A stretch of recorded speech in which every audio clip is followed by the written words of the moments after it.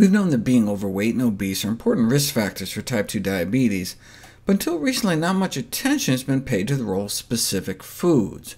This 2013 meta-analysis of all the cohorts looking at meat and diabetes found significantly higher risk associated with total meat consumption, and especially processed meat, particularly poultry. But why? There's a whole list of potential culprits in meat. Maybe it's the saturated fat and animal fat, maybe it's the trans fats that are naturally found in meat, maybe it's the cholesterol or the animal protein. The heme iron in meat can lead to free radicals, and this iron-induced oxidative stress may lead to chronic inflammation, type 2 diabetes. Advanced glycation end products are another problem. They promote oxidative stress and inflammation. And food analyses show that the highest levels of these so-called glycotoxins are found in meat, particularly roasted, fried, or broiled meat, though any foods from animal sources can be potent sources of these pro-oxidant chemicals. In this study, they fed diabetics foods packed with glycotoxins, like chicken, fish, and eggs, and their inflammatory markers shot up. Tumor necrosis factor, C-reactive protein, vascular adhesion molecules. Thus, in diabetes, dietary AGEs promote inflammatory mediators, leading to tissue injury.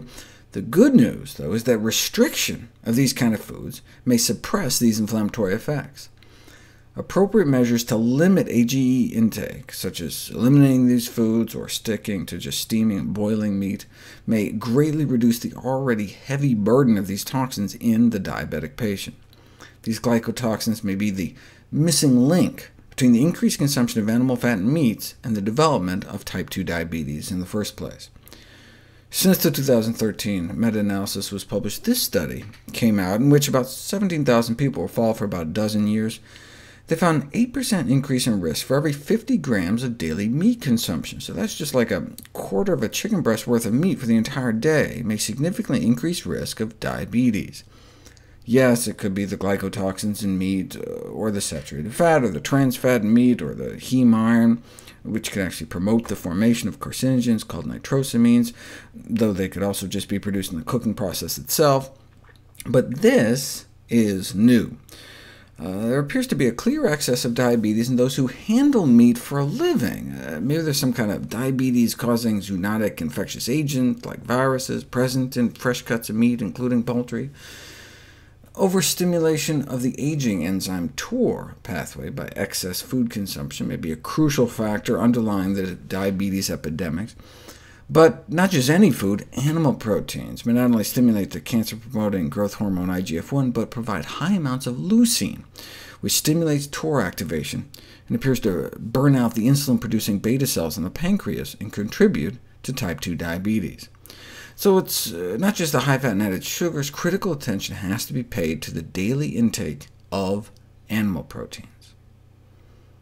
In general, lower leucine levels are only really reached by the restriction of animal proteins. As I noted before, to reach the leucine intake provided by dairy or meat, you'd have to eat like 9 pounds of cabbage, 100 apples. And these calculations exemplify the extreme differences in leucine amounts provided by a more standard diet in comparison to a more plant-based diet. I previously reviewed the role endocrine-disrupting industrial pollutants in the food supply may play in a 3-part video series. Clearly, the standard American diet and lifestyle contributes to the epidemic of diabetes and obesity, but these industrial pollutants can no longer be ignored. We now have experimental evidence that exposure to industrial toxins alone induces weight gain, insulin resistance, and therefore it may be an underappreciated cause of obesity and diabetes. Consider what's happening to our infants. Obesity in a 6-month-old is not related to diet or lack of exercise. They're now exposed to hundreds of chemicals from their moms, straight through the umbilical cord, some of which may be obesogenic, obesity-generated.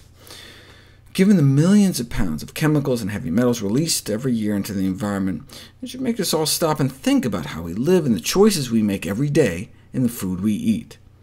As this 2014 review of the evidence on pollutants and diabetes noted, yes, we can be exposed through some toxic spill, but most of human exposure nowadays is from the ingestion of contaminated food as a result of bioaccumulation up the food chain. And the main source, about 95% of persistent pollutant intake, is through dietary intake of animal fat.